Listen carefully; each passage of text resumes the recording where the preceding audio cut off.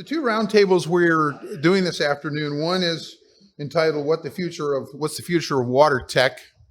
And then we were going to talk about how San Diego can become a global force in water innovation. This is something that we've discussed for a long period of time at BlueTech and the Maritime Alliance, and it's a difficult thing to do. As I said earlier, there's about 3,000 people in San Diego who make their living in desalination and the water treatment business, and it would be great if we could pull them all together in some sort of a cohesive force to advocate and explain and educate and inform people about water. But it's proven difficult to do, and one of the things that if we can come up with some ideas about how to do that, that would be helpful for BlueTech and Matt and his team to try to follow up with. So if we come up with any clever ideas, he'd love to hear them. I'm going to do a presentation now that's a high-level view of where desalination is today and how it gets used for water supply. And this is truly a high-level approach. As you've heard from some of the speakers today, population was just announced that it is now 8 billion people in the world. And by 2050, they're estimating it'll be 9.7 billion. And population growth is one of the things that drives desalination technology, because as the population grows, we consume the fresh water we have available, and we pollute the fresh water we have available. And desalination can help in both ends of that puzzle. In the news, and we heard this earlier, it's very interesting that a couple of months ago, the state of California, the California Coastal Commission, rejected the Huntington Beach desalination system and turned it down, refused to permit it. And a month later, Governor Newsom announced that we need to use desalination to address and help with our water supply problems in California. These two things seem to be diametrically opposed. They have, it looks like, given a positive nod to the Doheny plant, which is a much smaller project than Huntington Beach was. But nevertheless, it looks like maybe the realization is coming that desalination can play a role. And that's pretty much what I'm going to talk about, the history of how this has all gone forward. The solution, I call it diversified desalination strategies, the solution to regional water supply.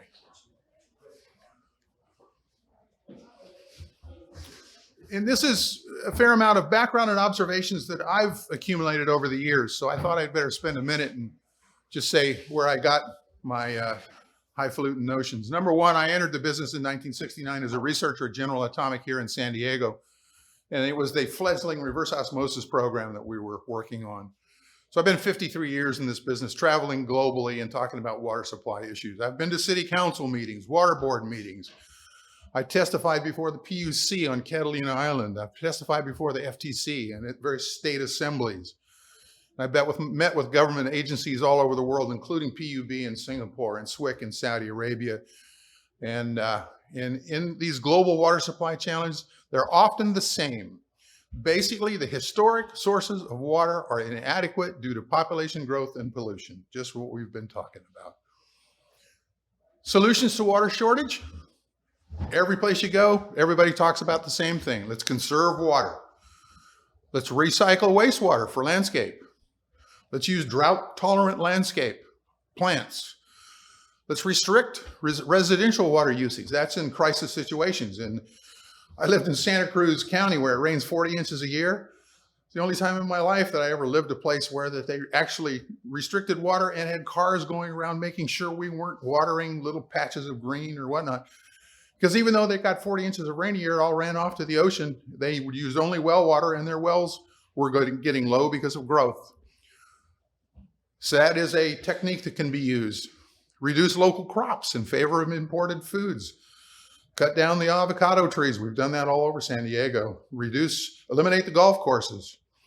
Store water in reservoirs, and we're doing that as much as we can. Import water from distant sources, and this is what people do when they don't have enough water locally. If you can import it from a distant source, hey, do that. And then last but not least, desalination.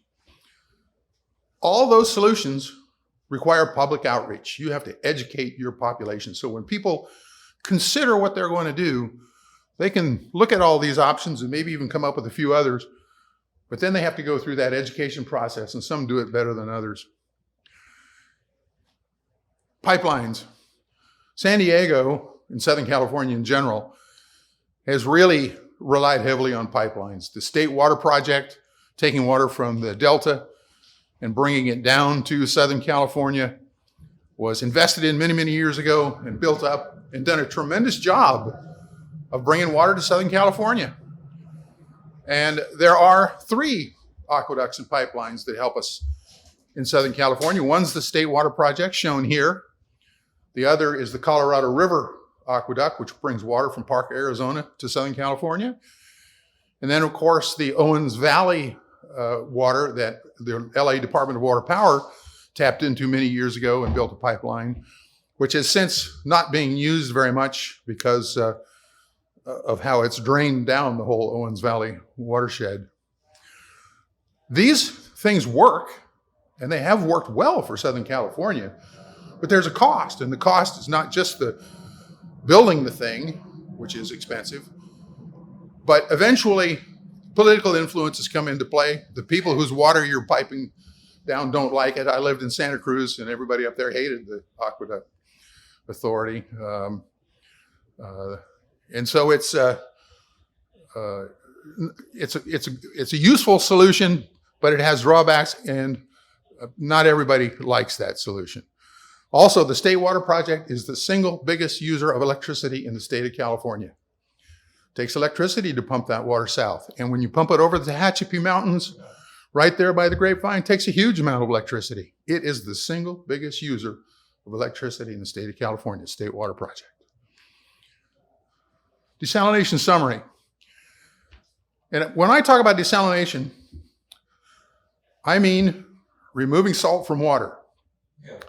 Most people hear the word desalination and think seawater. Yeah, I guarantee you in the Middle East, if you say desalination, they're only thinking about seawater.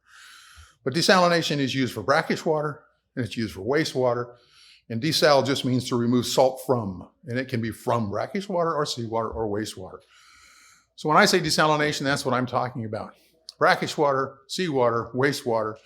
1977 was a pivotal year because that was the year that the first big desal plants were built.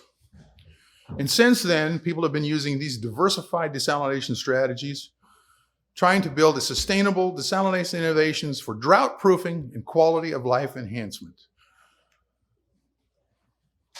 Desalination historical evolution was developed largely in the USA.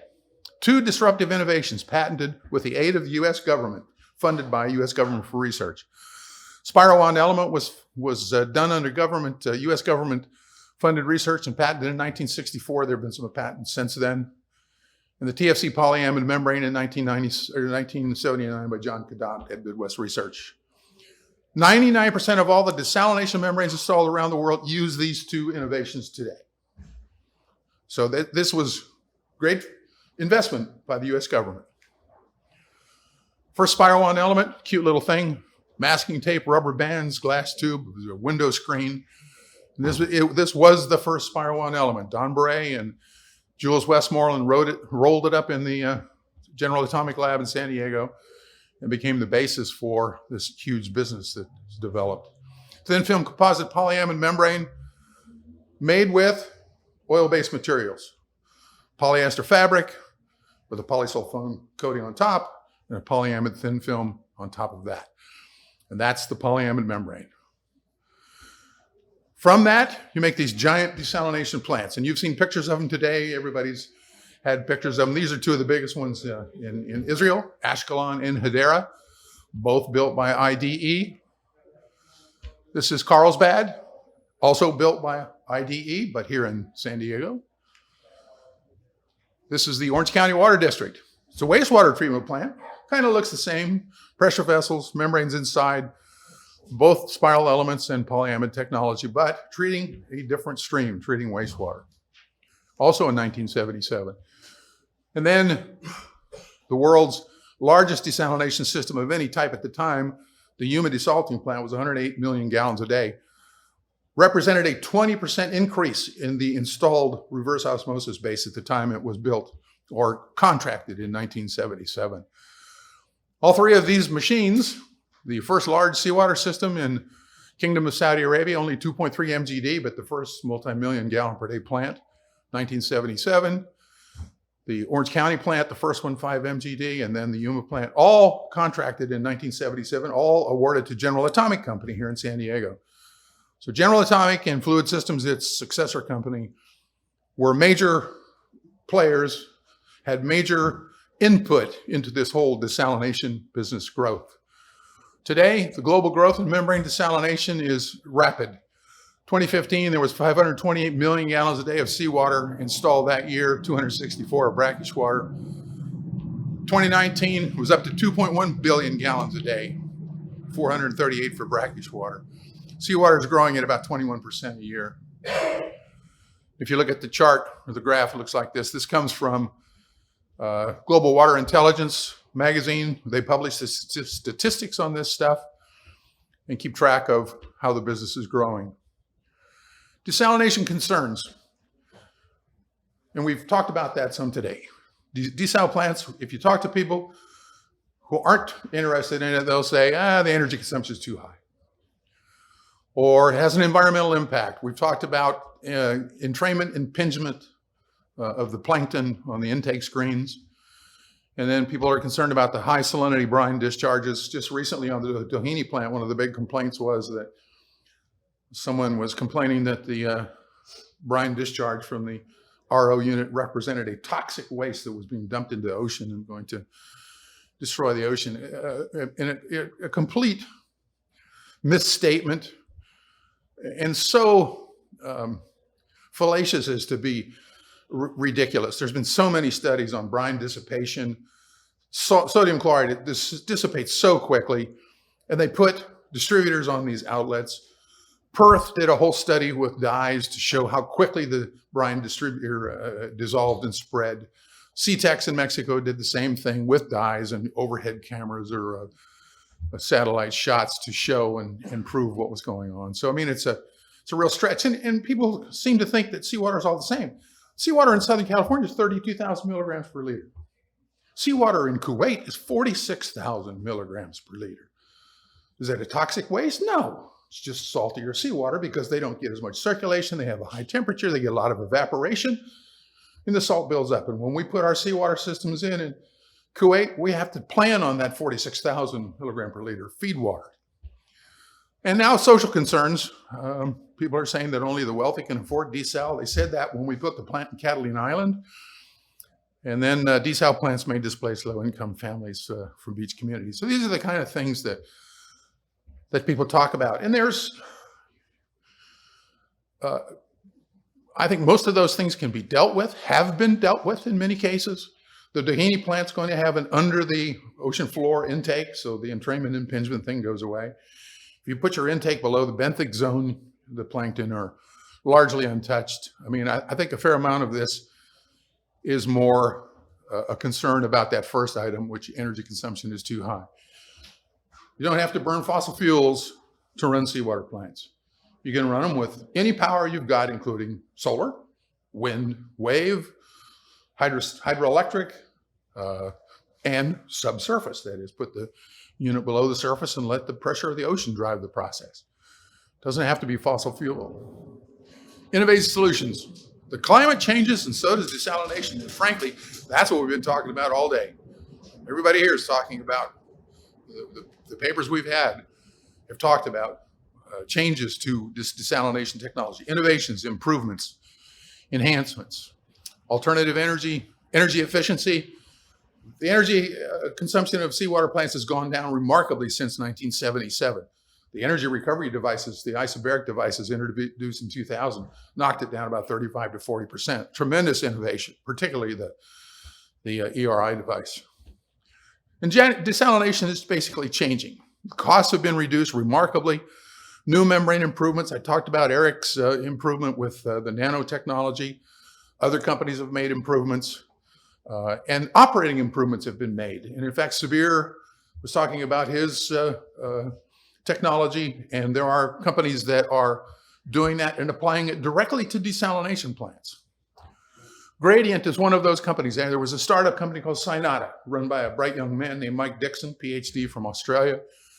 Mike created this company, and it's new company, new technology. They won the Global Water Intelligence Award for Water Technology Idle in 2020. They actually won an award again at the IDA conference just last month in Sydney, Australia. It's machine learning using algorithms that lower energy cost of desalination. And basically, they take existing desalination plants, and like Sabir is doing, they use this algorithms, machine learning, to improve the operation of the plant.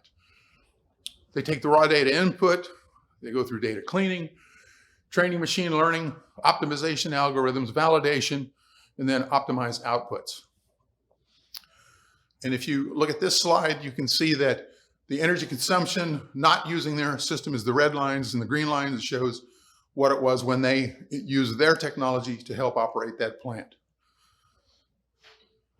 And basically, they improved the plant operation by about 10%, equivalent of removing 13,000 tons of carbon dioxide as a 300,000 cubic meter per day seawater, or taking 4,546 cars off the road.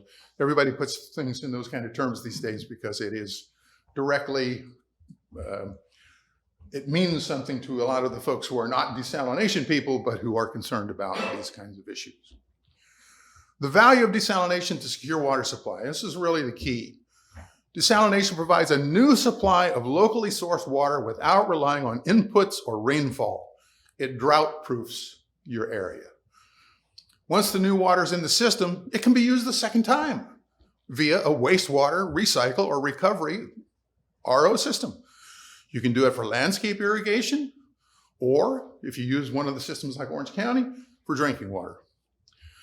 Coastal communities can be self-sufficient, and inland water supplies can be focused on inland populations. For example, instead of bringing the Colorado River water to Southern California should desalt seawater, give the Colorado River water to Las Vegas, Phoenix, Mexicali, inland places that have no real choices. And I think we need to think globally about water and water partitioning, particularly since the aqueducts aren't popular anyway. Singapore Island, just to give an example, what I'm talking about is being done already successfully. Singapore Island, dense population, small landmass, 5.5 million people, 281 square miles. San Diego is 3.5 million people in 4,000 square miles. They have historically relied on captured rainfall, cisterns, and they have one reservoir lake in the middle of Singapore Island. Then they built a pipeline from Malaysia. They worked the deal. If you don't have it locally, you don't get enough rain, although they get plenty of rain, but it all rushes the point. It all goes to the ocean. Put in a pipeline, and they did a deal with Malaysia. But sure enough, the Malaysians and the Singaporeans started to have some disputes about certain things, political things. When you have a pipeline, the people who are putting the water into the pipeline sometimes think that they really should have a big say in everything you do. And Singapore is a pretty independent place, and they got tired of that quick. And they made a decision to create a local reliable water supply, and they challenged their PUB agency to do it. And note, all the energy, Singapore is imported. They don't have any, they're not a rich oil nation. So the Public Utilities Board oversaw the transition. They did public outreach, and they did it great. They educated their public. They talked about new water. They did conservation. They didn't just rely on seawater desalting. First, they put in seawater desalting plants, and they put in the big Tuas plant at Sing Spring. And then they looked at wastewater reuse. Today, there are 3 big seawater desalters in Singapore, Tuas 1 and Tuas 2, and then one out on their island. They've got a little Simcoe Island next to Singapore. It's an industrial area. And they have 5 wastewater desalters. We've heard about that already, about 200 million gallons a day of capacity. And what they're doing is just what I said. They're desalting seawater, and then they desalt that wastewater. So they're using that water twice, not just once. And they've made a reliable, safe, affordable water supply. They're not the only ones. Israel, dense population, 10 million people. Small landmass, 8,630 square miles, 2 times as big as San Diego County. Historically relied on captured rainfall and thermal desalination. But population and economic growth required that they have a whole lot more water reliably.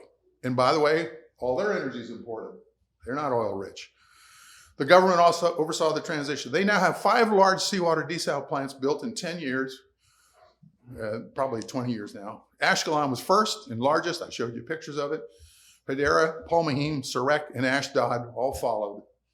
The result is they've got 400 million gallons a day of seawater desalination capacity using reverse osmosis, mostly built by IDE, but also another company called GES, and Sarek, or Sadit was a Spanish company that built their first Ashdod.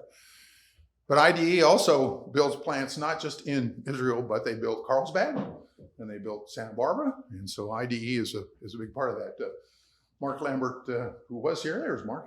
Mark ran IDE here in San Diego for a good long time. He talked about that earlier. So Israel's another place that's using this diversified desalination solution. Australia, big place, very arid, with historic wet drought cycles, just like San Diego. Population 26 million. I think a lot of people are shocked when they realize that Australia, big old place, not very many people, not relatively speaking. They embarked on a conservation and public education program, made a decision to drought-proof by increasing water supply. They built the mega desalination plants, very big ones at Sydney, Melbourne, Adelaide, Perth, and Gold Coast. They built wastewater reuse plants as well at Luggage Point, Gibson Island, elsewhere. Warren's been to Luggage Point, actually made Luggage Point work. Warren did a great job there for the people in with CH2M Hill, I think, and Jim Lozier. And their energy supply, they've got some energy there in Australia, but not much. They have to import a lot. Result, the seawater desalters were commissioned, but the drought cycle ended. They had a lot of rain. I don't know if you're aware of this, but just about the time they got the plant built, it started to rain, and rained hard, and they had some floods. So they mothballed the Sydney plant. And people were saying, we told you not to build it. You wasted all that money, blah, blah, blah. But of course, the drought came back. And when it did, they fired up the Sydney plant.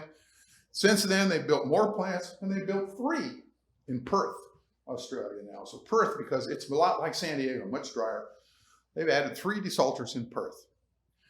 Perth is an interesting story for a couple of reasons. Number one, when people talk about the brine from RO being a toxic waste, the people of Perth and Australia in general value their seawater. They make their living on tourists coming in. They protect the barrier reef and all that stuff as best they can. Perth has done studies on the brine from that, and they've built 3 seawater desalting plants because they haven't had problems with the brine discharge. They put distribution lines in them, diffusers, and they've done a great job. Also, every time they built a seawater desalting plant, they expand their solar panel grid.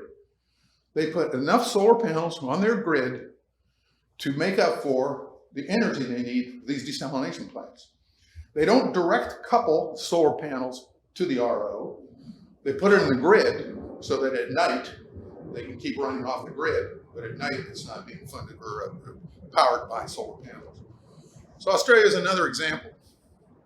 Diversified desalination, current status, San Diego. Carlsbad desalter has now provided 100 billion gallons of high quality water and is 10% of San Diego's water supply. They could double it. San Diego County Water Authority was very smart. When they built the Carlsbad plant, the pipeline that connects the plant to the distribution system, they put it in big enough to handle 100 million gallons a day. San Diego County Water Authority thought ahead. You could double the Carlsbad desalter and provide 20% of San Diego's water just by doing work at the site, and you've already got the distribution system. Oceanside and Sweetwater. We heard about the Oceanside plant from Jayesh earlier.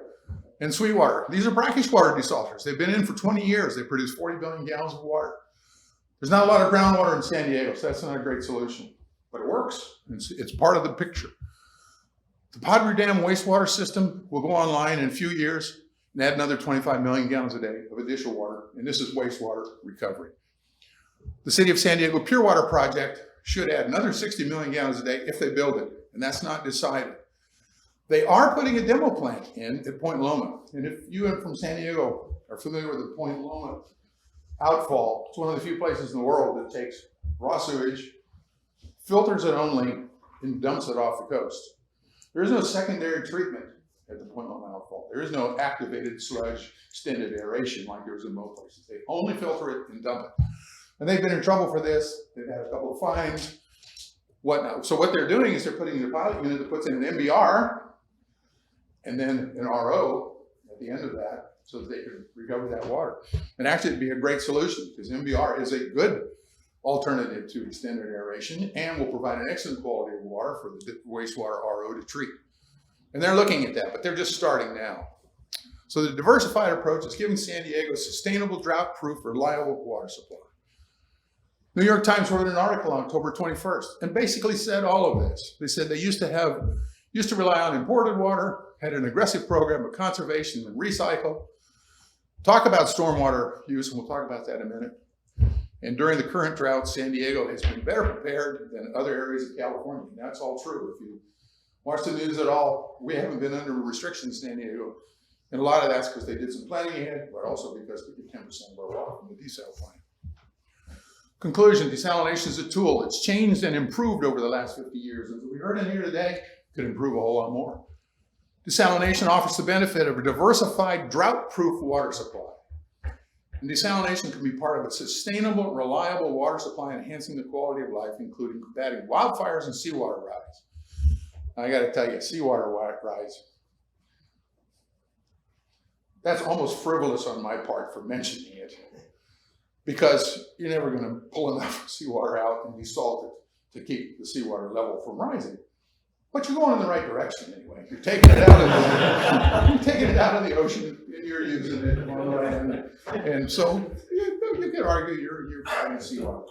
The other reason I even thought about that is I get invited to do papers for the Propeller Club of Northern California, and they always want to talk about sea level rise. So we do. So anyway, that's my 30,000 square foot review of desalination and what it's done and what I think it can do and will do. And a lot of the stuff that we've talked about in here today has actually shown additional avenues in there, like mineral recovery from brine or other recovery operations.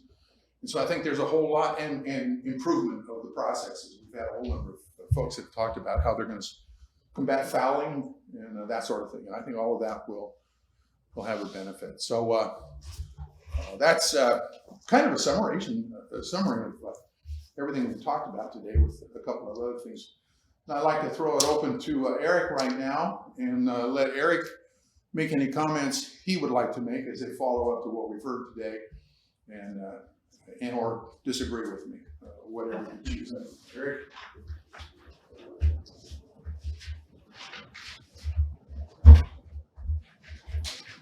You give me the last word, or nearly the last word. Yeah. I'm going to give Gil the last word. Yeah. No, I agree with everything you said, Randy. In fact, I've read studies that looked at Australia and Israel and other parts around the world of the brine outfalls, and the composition of fish around the outfall is the same as the composition in the general area. And in fact, it's at a higher population near the outfall in all the studies that were done. And the conclusion was that the only risk to the fish is that the fishing industry gets wind of the fact that the fish are at a higher population near the outfalls and they overfish that location. Yeah. So I was asked, are we going to start the last session? Yeah. I was asked to put some thoughts together on, how does Southern California at large and San Diego in particular become again the center of water technology innovation and as Randy described, the original lobe suryaerogen membrane that came out of UCLA was really commercialized by General Atomics, which through a series of corporate transactions became Fluid Systems, and then Coke Fluid Systems, and then Coke Membranes, and now I think they have a different name, Coke Separation Solutions, something like that. They got out of the systems business, and that gave Gil an opportunity to get into the systems business, and now they're back in the systems business again. But Southern California, the UCLA connection, the San Diego connection, not only General Atomics and Fluid Systems set up here, but then there were other companies that built up. Hydronautics originally started in Goleta, just north of Santa Barbara. They were acquired and then moved down to San Diego, and then Tricep started up in the same facility that they vacated, which is now Microdyne Nadir / Man and Hummel. Desal was born out of some sort of expat Fluid Systems folks that eventually got acquired by Osmonics, based in Minnesota, and then rolled up into the GE Water, and then Suez, and now Veolia, which is inconceivable for many of us that Suez and Veolia are one organization now. But there's lots of history, lots of pioneering folks, Randy, Gil, Mark, other folks in the room and in the region. So what happened, right? Why did it all start here, so to speak? And then why are we not the center of the world anymore? So as Randy described, as part of Singapore's securing a water supply, they invested hundreds of millions of dollars into the two main universities there, NUS and NTU, built up world-class membrane technology research center. They have actual full 40-inch width casting and coating lines for making membranes in university labs, and a center that does sort of outsourced work for helping develop membrane products. The PUB invested in a pilot testing facility where there are about 11 or 12 pads that you can rent a pad and bring your technology there. And they had piped access to seawater, municipal wastewater, industrial wastewater, virtually every kind of water you would want to test on in one location. And that drew people to Singapore, and not just university-based startups. At one point I was there, GE Water, Siemens was there, Toray was there, right? Major players were there demonstrating technologies, demonstrating new membrane products, demonstrating new advanced oxidation products across the spectrum, and also startups. And so you just saw this shift from, Southern California kind of being the epicenter. It's shifted to Singapore because of the investments that they made, and because of how they attracted the world to them. Singapore Water Week and all the various activities. Right now, that center of the world, so to speak, is shifting back to the Middle East, where it was maybe before it was in Southern California, out of necessity. And why is that? In Saudi Arabia, they're building a 100% sustainable city called Neom.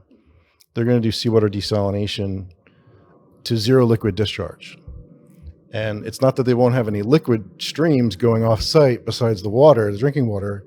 They will, but they're productized and they're selling them. I mentioned in my talk, and they're selling them with such a high profit margin that it pays for the cost of desalinating and producing the drinking water. They'll be doing the same with wastewater, renewable, all 100% renewable power, whatnot. Saline Water Conversion Corporation, they have patents and they have processes that myself and other people have mentioned throughout the day today to do the same thing, capture divalent streams and clean brines to sell to industry, and paying for the desalination. They're starting to host international meetings and convenings with folks and bringing thought leaders in. And so I see that's the direction things are moving right now, with this push towards brine concentration and brine valorization, as some people describe. Um, so how do we get it back? Right. That's the fundamental question. So, Gil, you want to come up and we can talk about it?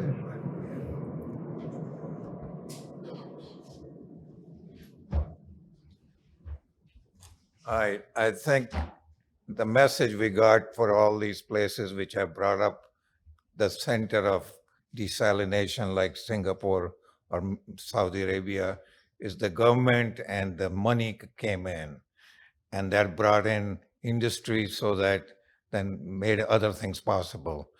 And I think, I'm not sure we are ready to get our government come in and fund us, but that's one of the things we have to do. It may fall into education, and maybe UCLA can help educate some of these people. And also, we were talking about maybe have similar education system at UCSD School of Oceanography, and also the naval people doing this kind of education for the uh, ocean part of what they do. But I think it's kind of sad because we are shutting down, like Randy mentioned, golf courses and avocado growers. And somebody, I think Mark mentioned, maybe takes a gallon of water to get one almond to grow. So we're going to stop growing them, or we're going to shut down the Central Valley, California, and not do any agriculture. And even here, the agriculture people, I try to invite an avocado farmer to come and be in the panel. He says, no, I want to stay low key. I don't want anybody to know I'm growing avocados. This is kind of sad because instead of being a center to show the world that we invented the technology here, we know how to use it. We got the desert, we got the ocean, we got the sun, and we need the water. And instead of depending on Colorado River, and we complain how the Mead River is getting dry, or how the Hoover Dam is going to stop working. Why are we not doing it is why the question. I think there is no question we should make this the center. That I think is obvious, that it deserves to be the center. It has the potential to bring in people like Eric Hoch's group, and he creates enough PhDs in this business that we could use them all in this area. So I think that maybe we're looking for how to do it.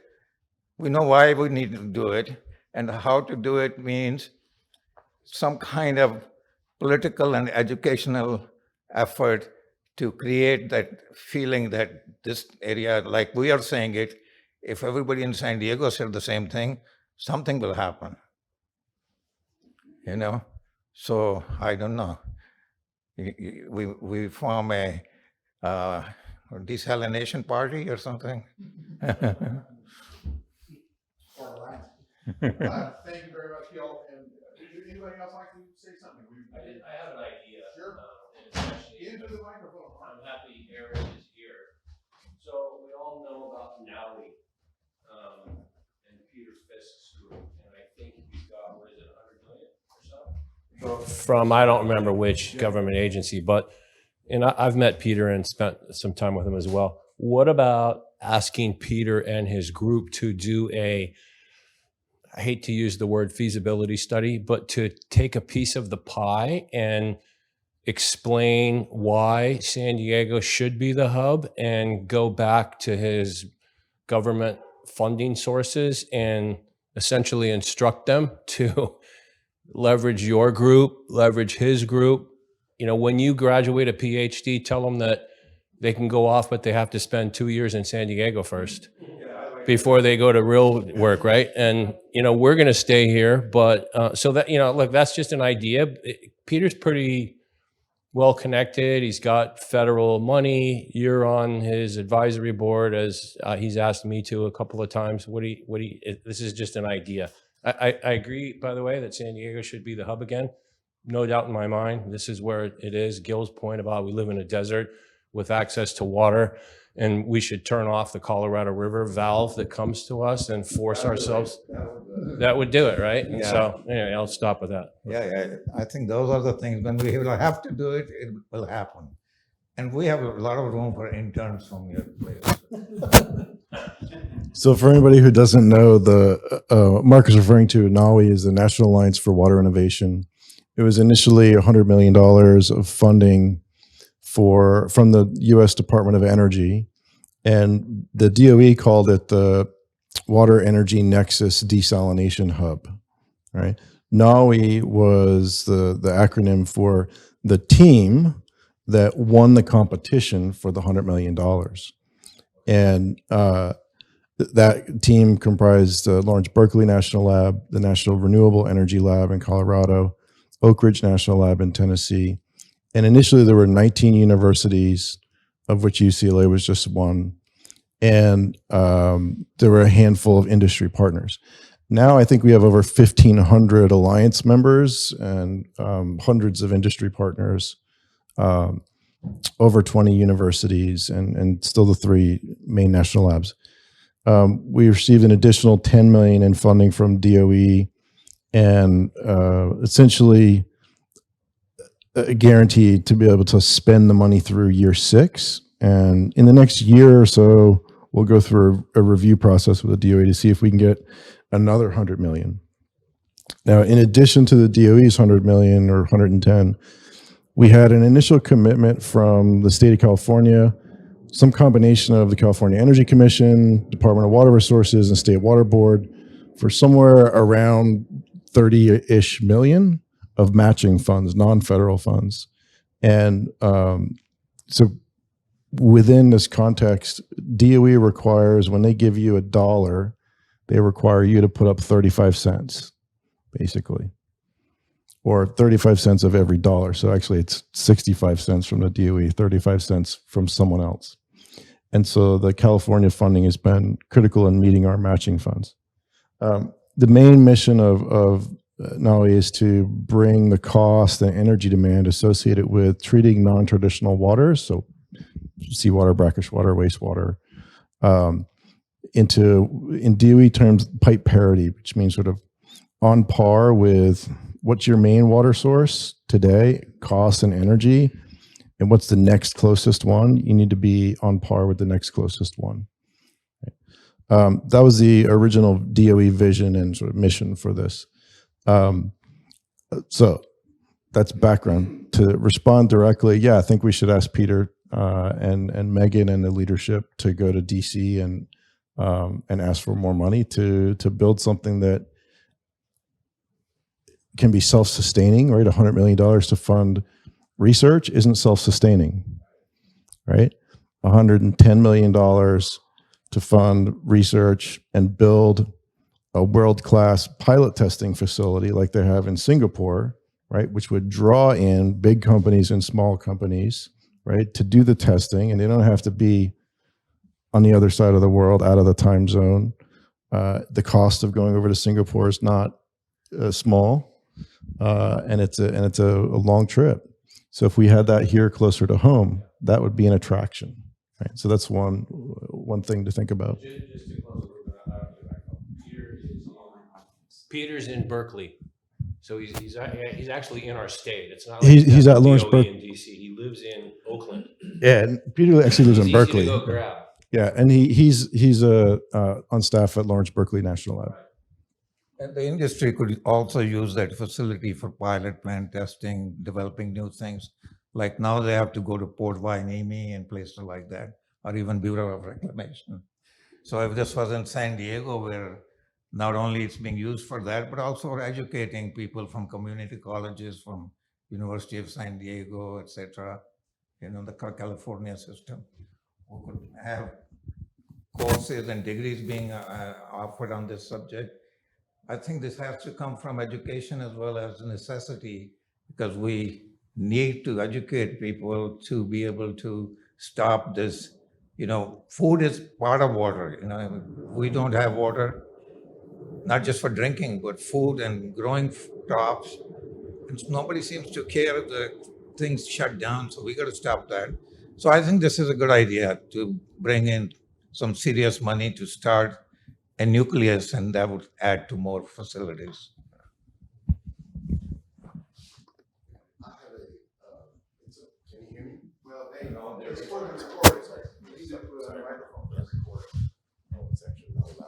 Okay.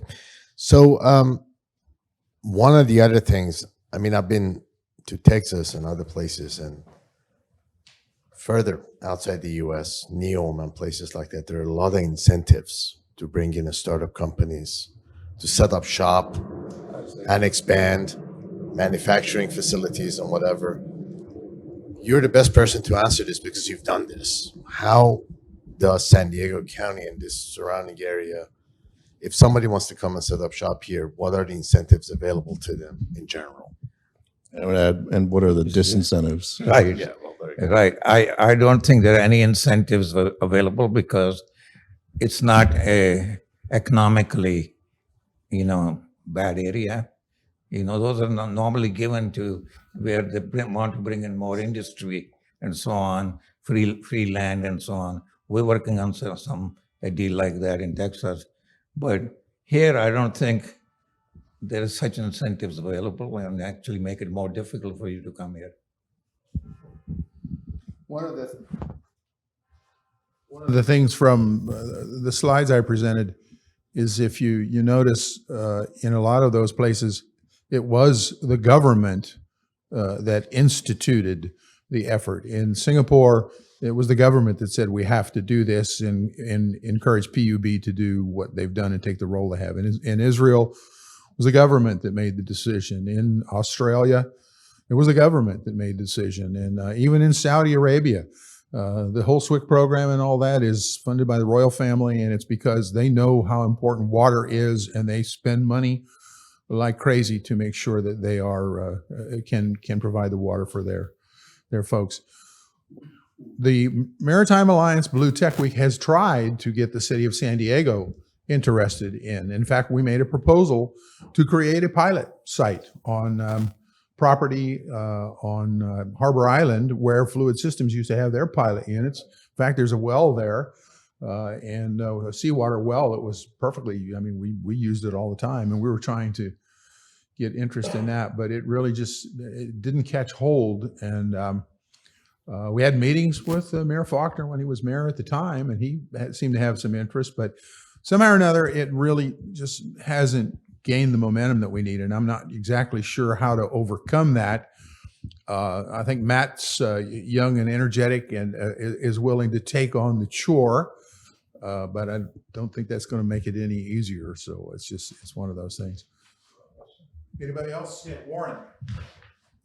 This is Warren Casey. He's been all over the world starting up and fixing desal plants for everybody. He knows everybody Yeah, who Warren. doesn't speak English.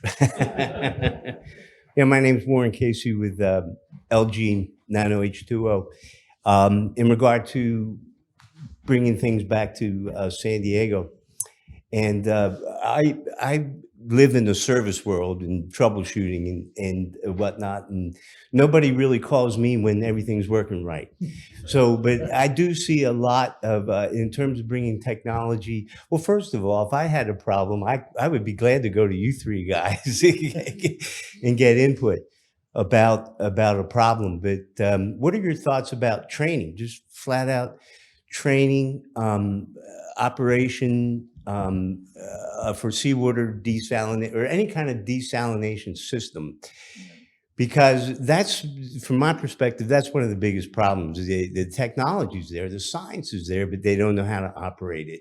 And I've never really been to Singapore to see how they train their people or whatnot, but we all know training's a big part of it, and especially this equipment that goes out and is operated has no safety factors at all. It's not like nuclear plants. But what are your thoughts about adding training to this area, or hands-on or whatever?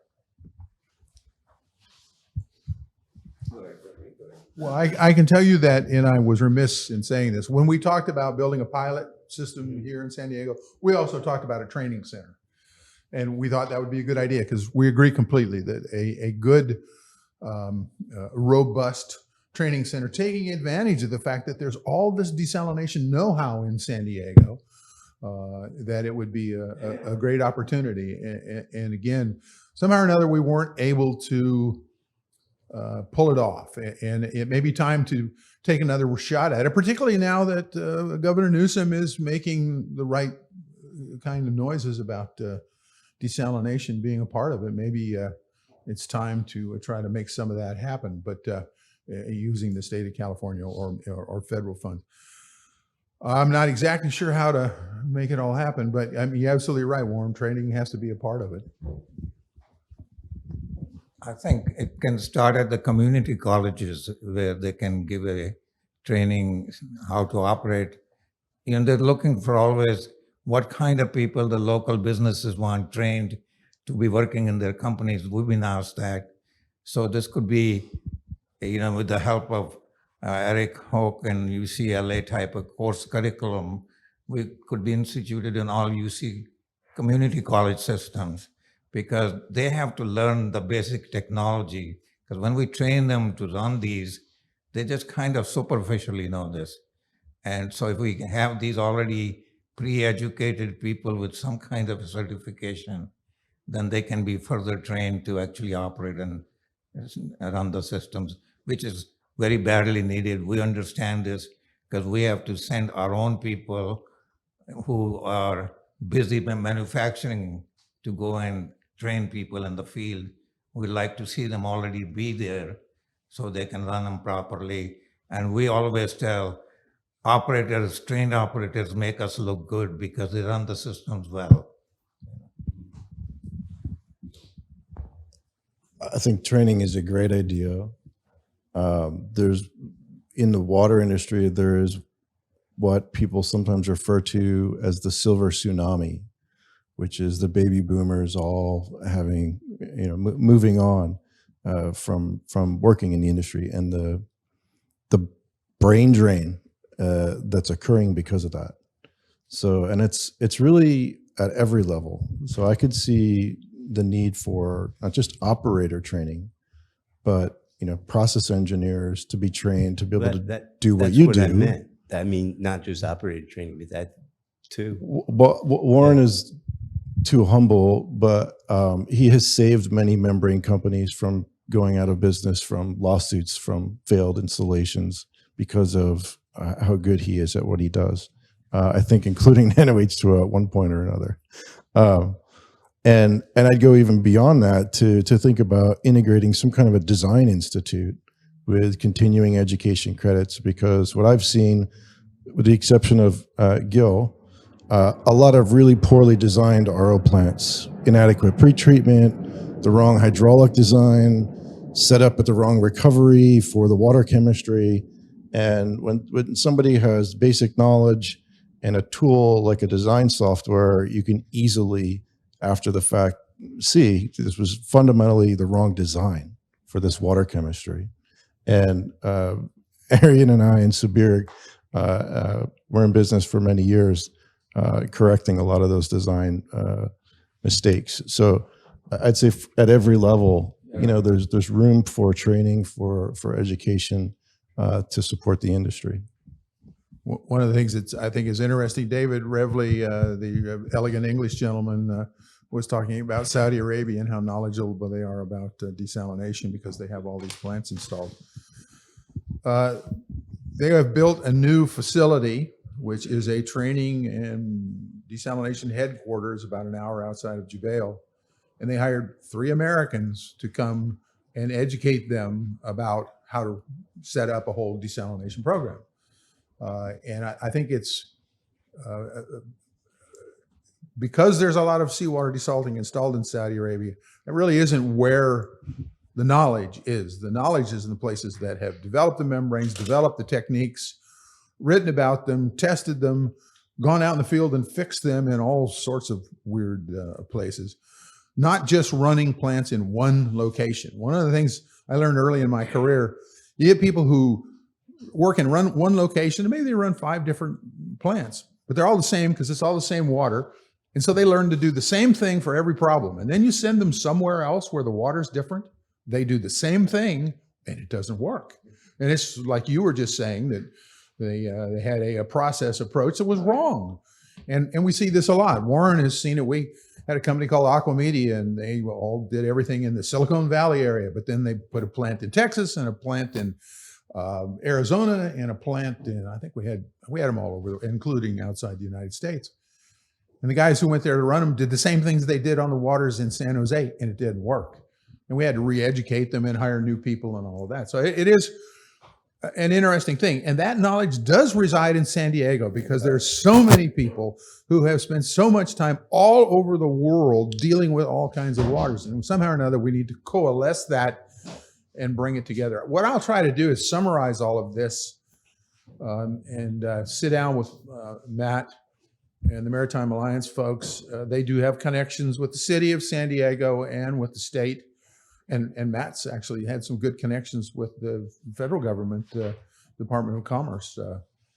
And so perhaps we can put together some sort of an approach that incorporates training facilities, some pilot studies, and some of this other design know-how, and see if we can't bring some focus to San Diego.